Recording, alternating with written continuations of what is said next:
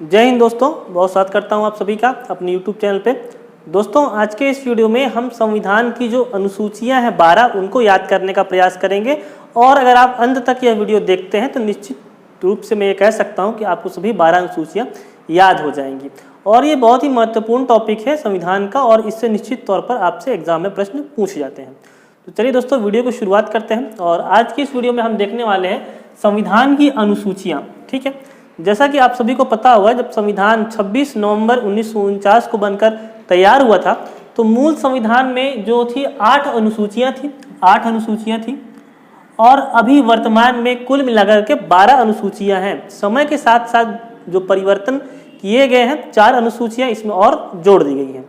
तो शुरुआत करते हैं पहली अनुसूची से। दोस्तों, आपको याद करते हुए चलना है मेरे साथ। यहाँ पे देखिए, पहली अनुसूची का विषय क्या है। आपसे प्रश्न में क्या पूछा जाता है कि यह विषय किस अनुसूची में है, या पहली अनुसूची का विषय क्या है।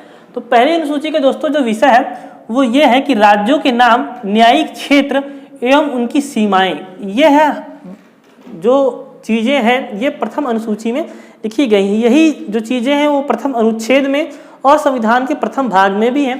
तो इससे संबंधित जो अनुच्छेद है वो अनुच्छेद 1 है और अनुच्छेद 4 है। अनुच्छेद 1 क्या कहता है? अनुच्छेद 1 भारत के राज्य जो है और उनका जो संघ शासित जो क्षेत्र है उनके बारे में बताता है। और यहाँ पर ही भारत का नाम भारत और इंडिया दोनों ही स्वीकार किया गया अनुच्छेद 1 में। और जो अनुच्छेद 4 है इसमें कहा गया है कि अनुच्छेद 2 और 3 के तहत जो भी संशोधन होंगे उनको संविधान के संशोधन में नहीं गिना जाएगा। मतलब अगर आप राज्यों के नाम परिवर्तन करते हैं, नए राज्यों गठन करते हैं, तो ये संविधान संशोधन नहीं माना जाएगा। इस प्रकार से जो भारत के 28 राज्य और 8 केंद्र शासित प्रदेश हैं, ये अनुसूची 1 के अंतर्गत आपको वर्णित मिल जाएंगे। तो अनुसूची 1 सबसे पहले क्या करेंगे, हम अपनी सीमाओं का निर्धारण कर देंगे, जो कि अनुसूची 1 के तहत हम लोग कर देते हैं। तो अनुसूची 1 आप लोग को समझ गए होंगे। दूसरा मैं बात करूं दूसरी अनुसूची की। दूसरी अनुसूची देखिए, इसमें क्या किया गया, जो वेतन भत्ते हैं, विशेषाधिकार हैं से संबंधित जो प्रावधान है वो इसमें दिए गए हैं। अब वेतन भत्ते किसके होंगे दोस्तों? जो भी संवैधानिक पदाधिकारी है उनके वेतन भत्ते की यहाँ पे बात कही गई है। यहाँ पर आप लोग स्क्रीन में अलग से देख लीजिए दोस्तों, यहाँ पे किन किन के वेतन भत्ते आपको यहाँ पे दिख जाएंगे। यहाँ पे राष्ट्रपति, भारत के राज्यपाल, लोकसभा के अध्यक्ष, लोकसभा के उपाध्यक्ष, राज्यसभा के अध्यक्ष और उपाध्यक्ष, इस प्रकार से लंबी सूची है। कुल 9 यहाँ पे पॉइंट दिए गए हैं।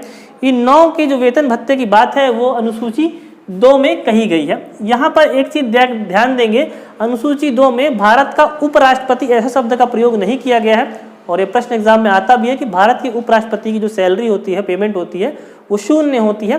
राज्यसभा के सभापति के रूप में उनको जो वेतन है वो दिया जाता है। तो कहने का मतलब ये कि पहले आप अपनी सीमाओं का निर्धारण कर लीजिए, उसके अंतर्गत जो भी अधिकारी कार्य करेंगे उनके वेतन और भत्ते के बारे में जो है वो दूसरी अनुसूची में दिया गया है।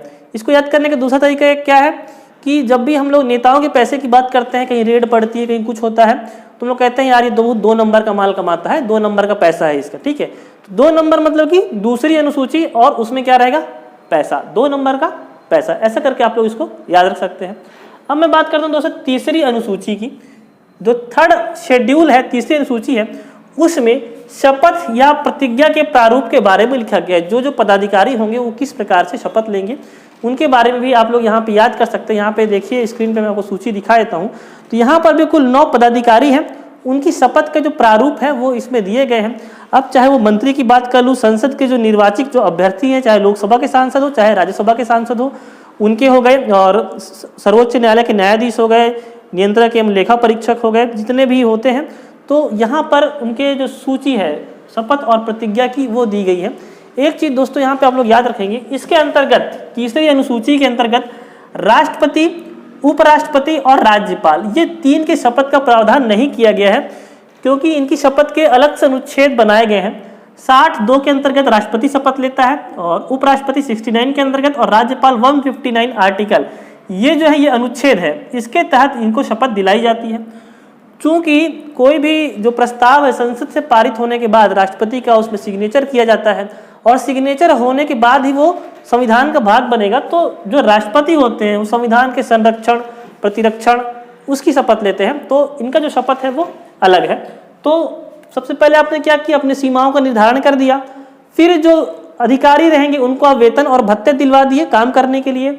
अब उनको काम करना पड़ेगा। काम करना पड़ेगा तो काम करने के पहले वो शपथ लेंगे कि हम अब ठीक से काम करेंगे कि नहीं करेंगे।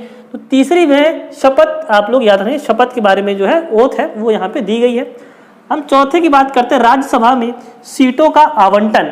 राज्यसभा में सीटों का आवंटन, अब भारत के जो प्रत्येक राज्य हैं और जो केंद्र शासित प्रदेश है उनसे जो भी सीटें होंगी राज्यसभा की, उनको कितनी कितनी सीटें दी गई हैं, इसका आवंटन जो है वो चौथी अनुसूची में किया जाता है।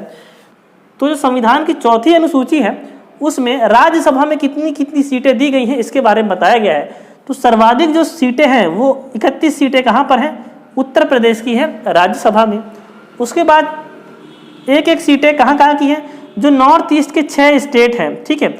आप असम को छोड़ दीजिए, असम को छोड़ देना है, और असम को छोड़ने के बाद उसके पास में राज्य बचे मेघालय, अरुणाचल प्रदेश, मणिपुर, नागालैंड, मिजोरम, त्रिपुरा। तो ये जो 6 राज्य हैं इन सभी को एक एक सीटें दी गई हैं। इसके अलावा जो हमारे छोटे राज्य हैं गोवा, सिक्किम और पुदुचेरी, यहाँ पर भी क्या है एक एक सीटें दी गई हैं राज्यसभा की। तो ये 6 ऊपर के और नीचे के गोवा, सिक्किम और पुदुचेरी, 6 और 3 9 ऐसे राज्य और केंद्र शासित प्रदेश हैं जिनके पास एक एक राज्यसभा में सीटें दी गई हैं। असम में अधिक सीटें हैं और दिल्ली जो है वहाँ पे भी अधिक सीटें हैं। तो इस प्रकार से आपको सीट देना है राज्यसभा में। ये है अनुसूची 4 में दी गया है। तो होप सो ये चारों अनुसूची आपको समझ में आ गई होंगी। अब हम लोग 5वीं अनुसूची की तरफ बात करते हैं। 5वीं अनुसूची में अनुसूचित और जनजाति क्षेत्रों के प्रशासन और नियंत्रण के बारे में उपबंध किए गए हैं। उस समय के जो हमारे संविधान निर्माता थे उनको तब से ये पता था कि जो अनुसूचित जाति के लोग हैं, अनुसूचित क्षेत्र के जो लोग हैं जो वहाँ पे जंगलों में रहते हैं और उनका भी योगदान है और संविधान सभी के लिए बराबर है, तो उनके नियम और कायदे और कानून कुछ अलग है। तो उनके प्रशासन के बारे में, नियंत्रण के बारे में अनुसूची 5th में अलग से प्रावधान दिए गए हैं। तो इसके अंतर्गत अनुसूची 5 के अंतर्गत 10 राज्यों में ऐसे प्रावधान है, ठीक है, 10 राज्यों में जिसमें छत्तीसगढ़ भी शामिल होता है। तो इसके जो प्रबंध की जो जिम्मेदारी है, इसके जो नियंत्रण और प्रशासन की जो जिम्मेदारी है वो राष्ट्रपति के पास होती है। राष्ट्रपति इन क्षेत्रों के लिए अलग से नियम कानून बना सकते हैं, ठीक है।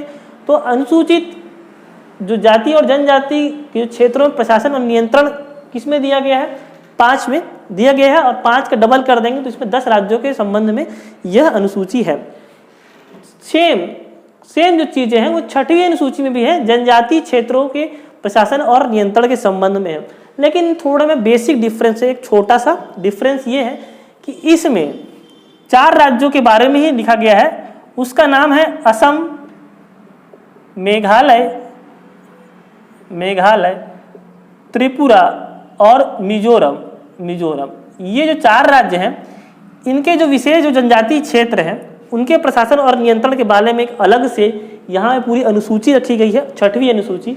यही यहाँ पे कंफ्यूजन क्रिएट करती है 5वीं में क्या है और 6वीं में क्या है। 5वीं में पहले पूरे भारत के जो 10 राज्य हैं उनमें अनुसूचित जाति और जनजाति के प्रशासन के बारे में जानकारी दी गई है, और जो 6वीं अनुसूची में आप पूछेंगे तो ऐसे राज्य जो बांग्लादेश की सीमा से लगते हैं। याद रखिएगा दोस्तों, याद करने का तरीका मैं आपको बता रहा हूँ।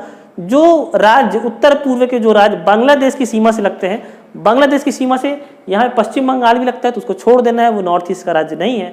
नॉर्थ ईस्ट में जो बांग्लादेश की सीमा से लगते हैं असम, मेघालय, त्रिपुरा और मिजोरम, इनके बारे में अलग से उपबंध दिए गए हैं 6वीं अनुसूची में।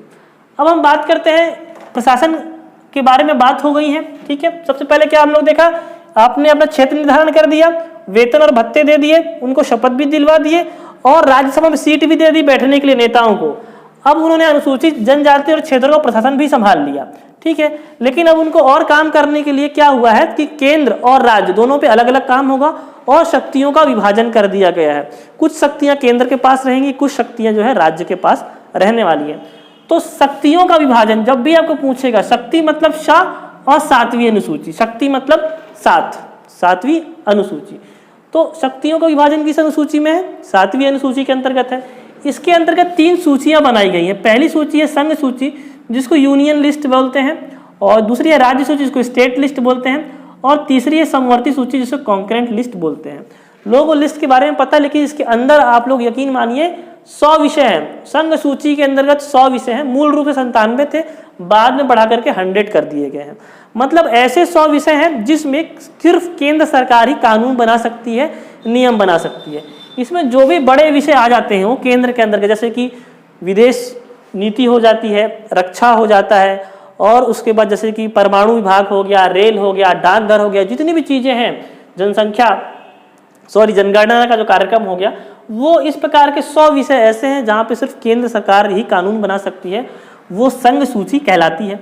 दूसरा, इसी प्रकार के कुछ जो मूल रूप से 66 विषय थे, बाद में भी वर्तमान में 61 विषय हो गए हैं, राज्य सूची में 61 विषय हैं। इसके अंतर्गत जैसे कि पुलिस हो गया, कृषि हो गया, ठीक है, तो बहुत सारी चीजें हैं जिनको राज्य कानून बनाती है। ऐसे 61 विषय अभी वर्तमान में है राज्य सूची के अंतर्गत, ठीक है।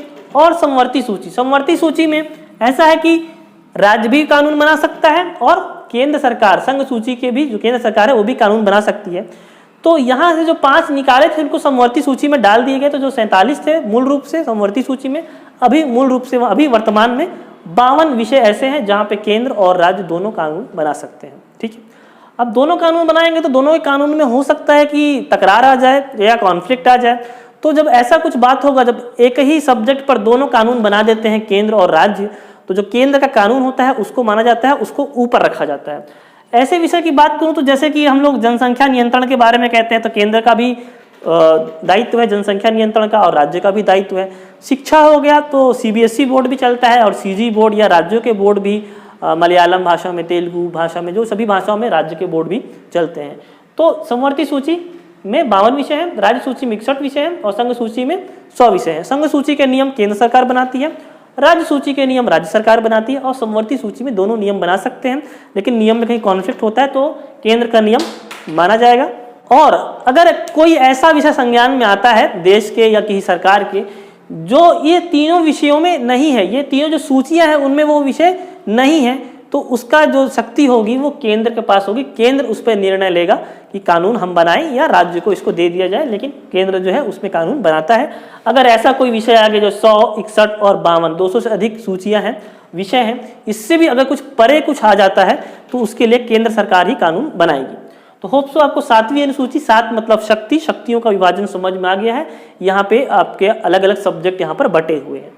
अब मैं बात करता हूँ दोस्तों 8वीं अनुसूची की, भाषा की 8वीं अनुसूची की। तो मूल संविधान में कुल मिलाकर के 14 भाषाएं थी और लगातार परिवर्तन कर करके मतलब अमेंडमेंट करके और भी भाषाओं को वहाँ पे जोड़ा गया है। तो वर्तमान में कुल 22 भाषाएं यहाँ पर शामिल हैं। कब कब संशोधन हुआ है इसको मैं संविधान संशोधन वाले पार्ट में अलग से बता दूंगा आप सभी लोगों को कि किस किस संशोधन से कौन कौन सी भाषाएं ऐड की हैं। अदरवाइज आप लोग संविधान के जो संशोधन वाला चैप्टर है उसमें भी जाकर के आप लोग देख सकते हैं। तो वर्तमान में 22 भाषाएं हैं। ये चीज़ आप लोगों को याद रखना है कि इसमें से पूरी 22 भाषाओं में कहीं भी इंग्लिश शामिल नहीं है। इंग्लिश जो है वो 22 भाषाओं में शामिल नहीं है संविधान के, फालतू में इंग्लिश का इतना हवा बना के रखा गया है। लेकिन एक बात याद रखेंगे, यहाँ पर इंग्लिश जरूर शामिल नहीं है, लेकिन नागालैंड जो है एक ऐसा राज्य जिसकी जो भाषा है, जो राज्य की भाषा है, वो इंग्लिश को प्रीफर करता है। ठीक है, इंग्लिश को प्रीफर करता है कौन? नागालैंड। अब हम बात करते हैं ये जो 8 अनुसूचियां जो अभी हम लोगों ने पढ़ी, ये मूल रूप से संविधान में दी गई थी और इतनी ही अनुसूचियों के साथ संविधान बनकर के तैयार हो गया था। अब जो प्रथम सुधार हुआ संविधान में वो अनुसूची में सुधार हुआ, क्योंकि ये बहुत जरूरी भी था। क्यों जरूरी था? कि भू सुधार हुआ है। उस समय जब भारत आज़ादी जस्ट मिली ही थी भारत को आज़ादी, तो भू सुधार मतलब किसान जो है खेती तो कर रहा है लेकिन उसके पास जमीन नहीं है। जितनी भी जमींदारी प्रथा थी उस समय लगातार चलती आ रही थी और अंग्रेजों ने भी इसको फायदा के लिए उसको बढ़ावा दिया था। तो आप लोगों ने सुना होगा विनोबा भावे जी ने भूदान आंदोलन चलाया था। तो सरकार किसी की भूमि हड़प सकती थी और चूंकि उस समय एक संपत्ति का जो मौलिक अधिकार था वो भी संविधान में था, तो अगर किसी की भूमि हड़पी जाती तो वो संपत्ति के अधिकार के तहत सुप्रीम कोर्ट या हाई कोर्ट जा सकता था। तो एक ऐसा यहाँ पे अनुसूची जोड़ी गई, 9वीं अनुसूची भू सुधार में, प्रथम संविधान संशोधन 1951 में जोड़ी गई। इसमें अगर कोई भी सब्जेक्ट को डाल दिया जाए सरकार के द्वारा, इसमें कोई भी सब्जेक्ट अगर सरकार के द्वारा डाल दिया जाता है तो उसके खिलाफ आप हाई कोर्ट या सुप्रीम कोर्ट नहीं जा सकते हैं। यही है अनुसूची 9। इसमें डाला गया कोई भी सब्जेक्ट के खिलाफ आप हाई कोर्ट और सुप्रीम कोर्ट नहीं जा सकते हैं। तो भू सुधार अगर आपको पूछा जाता है या प्रथम संविधान संशोधन 1951 में किस अनुसूची को जोड़ा गया, तो 9वीं अनुसूची को यहाँ पर जोड़ा गया। हालांकि अपने सुप्रीम कोर्ट ने अपने वर्डिक्ट में बाद में यह कह दिया था कि अगर इसमें ऐसा कोई विषय डाल दिया गया, जब संपत्ति को मौलिक अधिकारों से हटा दिया गया था, तो उसके अलावा अगर ऐसा कुछ विषय इसमें डाल दिया जाता है जिसमें किसी नागरिक के मौलिक अधिकारों का हनन होता है, तो सुप्रीम कोर्ट या हाई कोर्ट उसकी न्यायिक समीक्षा कर सकती है। ठीक है, तो ये अभी है कि न्यायिक समीक्षा हो सकती है बशर्ते किसी के मौलिक अधिकारों का हनन होता हो। अब 10वीं अनुसूची, अगली अनुसूची की दोस्तों मैं बात करता हूं। ये 52वां संविधान संशोधन 1985 के तहत लाया गया था और यह बहुत ही पॉजिटिव कदम था। राजीव गांधी की तरफ से 1985 में उनकी सरकार बनी थी, इंदिरा गांधी की मृत्यु हो चुकी थी, बहुत ही जो राजनीतिक समस्या थी वो चल रही थी। तो ये कानून था दल बदल कानून। कोई जो नेता था या सांसद था किसी दूसरे पार्टी के चुनाव चिन्ह से जीतता है, बाद में वो अपना दल बदल देता है, सरकार लगातार गिर जाती है, बहुत सारे तक सरकार नहीं चल पाती थी। तो ये दल बदल कानून 52वां संविधान संशोधन 1985 में राजीव गांधी सरकार के द्वारा लाया गया और स्वच्छ लोकतंत्र के लिए बहुत ही जरूरी कदम माना जाता है। ठीक है, अब इसमें ऐसे प्रावधान थे कि अगर कोई दल टूट करके 2/3 से अधिक टूटता है तो उसको दल बदल नहीं माना जाएगा, और 2/3 से कम अगर 1-2 कैंडिडेट हैं, 5-6 कैंडिडेट हैं, वो टूट कर किसी दूसरे दल में शामिल होते हैं, सरकार को गिराने का प्रयास किया जाता है, तो उनका जो सदस्यता है वो अध्यक्ष, लोकसभा अध्यक्ष, अगर लोकसभा में दल बदल हो रहा है तो लोकसभा अध्यक्ष, ठीक है, तो लोकसभा अध्यक्ष ही निर्णय लेगा इसके बारे में। तो यह जो संविधान संशोधन है दल बदल कानून, और उनकी जो सदस्यता है वो रद्द कर दी जाती है, जिससे कि सरकार नहीं गिरती है, बच जाती है। तो इसका निर्णय कौन लेता? दल बदल कानून का योग्य है, दल बदल कानून हुआ है कि नहीं हुआ है, दल बदला गया है, तो लोकसभा अध्यक्ष इसका निर्णय लेते हैं। और 52वां संविधान संशोधन 1985 के तहत यह इसमें जोड़ी गई थी। अगली अनुसूची की बात करते हैं दोस्तों, 11वीं अनुसूची। इसको 11वीं और 12वीं को एक साथ पढ़िए। पहले जो प्रेफरेंस है वो भारत के गाँवों को दी गई है, पंचायती राज व्यवस्था को दी गई, इसलिए इसको पहले रखा गया 11वीं अनुसूची में। और संविधान संशोधन लाइन से किया गया 73वां संविधान संशोधन 1992 1992, और नगर निगम यहाँ भी 74वां संविधान संशोधन 1992 में संविधान का संशोधन होता है, 73 में ये लागू होता है, इसलिए 72-73 आपको किताब में पढ़ने के लिए मिल जाएगा। जो पहला पंचायती राज्य है, ग्राम पंचायत, नगर पंचायत, जिला पंचायत, त्रिस्तरीय ये भी है और त्रिस्तरीय ये भी है। तो इसके लिए 29 विषय दिए गए हैं कार्य करने के लिए। पंचायतों को बहुत ज़्यादा छूट दी गई है, पंचायती राज व्यवस्था के अंतर्गत 29 विषय दिए गए हैं। और ये जो पंचायती राज है इसमें आर्टिकल 243 ये बहुत ही इंपॉर्टेंट है, ABCD से लेकर Z के बाद फिर और भी बहुत सारे इसमें आर्टिकल दिए गए हैं। और नगरीय निकाय के लिए ये भी तो 243 आर्टिकल ही है, दोनों के लिए सेम आर्टिकल 243, और इसके अंतर्गत बहुत सारे आर्टिकल दिए गए हैं। तो बहुत सारे आर्टिकल याद करने की जरूरत नहीं है, लेकिन ये बहुत ही इंपॉर्टेंट आर्टिकल है 243। इसके अंतर्गत ही पंचायती राज व्यवस्था अनुसूची 11 और नगर निगम अनुसूची 12, 73वां संविधान संशोधन और 74वां संविधान संशोधन 1992। 29 विषय दिए गए हैं ग्राम पंचायत को, क्योंकि उनके पास अधिक जिम्मेदारी है, उनको ज़्यादा प्रेफरेंस दिया गया है। और 18 विषय में काम करने की छूट दी गई है नगर निगम को या नगर पालिकाओं को, नगर पंचायत को, जो नगरीय प्रशासन होता है वो अनुसूची 12 के तरफ है। तो दोस्तों हो सकता है आपको सारी अनुसूची यहाँ पे याद ना भी हुई हो, लेकिन अगर आपने वीडियो पूरा देखा है तो आपको सारी चीज़ें समझ में आ गई होंगी। एक बार मैं और रिकॉल कर देता हूँ दोस्तों लास्ट में। पहले आपने क्या किया, अपना न्याय क्षेत्र या अपना राज्यों के नाम निर्दिष्ट कर दिए हैं। दूसरी जो अनुसूची है वहाँ पे आपको वेतन भत्ते से दूसरे नंबर का 2 नंबर का पैसा, ठीक है, पैसा 2 नंबर का पैसा वेतन भत्ते। तीसरी अनुसूची में आपको शपथ और का प्रारूप यहाँ पे दिया गया है। राष्ट्रपति उपराष्ट्रपति के अलग से शपथ के अनुच्छेद बनाए गए हैं। राज्य की सीटों का आवंटन, शपथ लेने के बाद उनको काम करेंगे तो राज्यसभा हम बैठा देंगे, तो यूपी में सर्वाधिक है और बाकी 6-3-9 में बताया 1-1 सीटें यहाँ पे दी गई हैं। उसके बाद 10 राज्यों में अनुसूचित जाति और जनजाति के प्रशासन है। उसके बाद जो राज्य बांग्लादेश से टच होते हैं नॉर्थ ईस्ट के 4, असम, मेघालय, त्रिपुरा, मिजोरम, अमी मैत्री, असम, मेघालय, त्रिपुरा, मिजोरम, इनके बारे में अनुसूची 6 में भाग दिया गया है। ठीक है, प्रावधान किए गए हैं। जो सातवीं अनुसूची है शक्तियों को विभाजन दिया गया है। 7 मतलब शक्ति, संघ सूची 100 विषय, राज्य सूची 61 विषय, समवर्ती सूची 52 विषय। उसके बाद भाषा जो है मूल संविधान में 14 थी, अभी वर्तमान में 22 है, और बहुत सारे इसमें संशोधन किए हैं जो भी बहुत इंपॉर्टेंट होंगे। संविधान वाले चैप्टर में हम लोग उसको देखेंगे, संशोधन के चैप्टर में। पहले जो सुधार हुआ संविधान में 1951 में हुआ, भू सुधार, 9वीं सूची जोड़ दी गई। 52वां संविधान संशोधन 1985 में दर बदल कानून बनाया गया, उसको जोड़ दिया गया। 73वां संविधान संशोधन 1992 में 29 विषय दिए गए हैं, किसको, पंचायती राज को या ग्राम पंचायत को। और नगर निगम में 74वां संविधान संशोधन 1992 में 18 विषय दिए गए हैं, किसको, नगर निगम को। इस प्रकार से पूरी 12 अनुसूची हमारी कंप्लीट हो जाती है। और आपको मेरे प्लेलिस्ट में, अगर मेरे यूट्यूब चैनल में जाएंगे, प्लेलिस्ट में संविधान के बहुत सारे चैप्टर आपको मिलेंगे, राष्ट्रपति, प्रधानमंत्री और प्रमुख अनुच्छेद सभी उसमें मैंने पहले से ही कवर कर दिए हैं। तो दोस्तों होप सो आपको वीडियो पसंद आया होगा। मिलता हूँ मैं आपसे अगले वीडियो में, तब तक धन्यवाद, जय हिंद।